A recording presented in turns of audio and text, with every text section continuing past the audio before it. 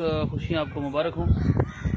ये दिन इंतहाई बेशुमार कुर्बानी देने के बाद मर्ज़ वजूद में आया। बेशुमार लोगों जो है वो घरों से बेघर हुए और अपना घर बार माल छोड़कर जो है वो पाकिस्तान तशरीफ लाए। आज का दिन तमाम उन शहदा को खराज तहसीन पेश करने का दिन है और उन तमाम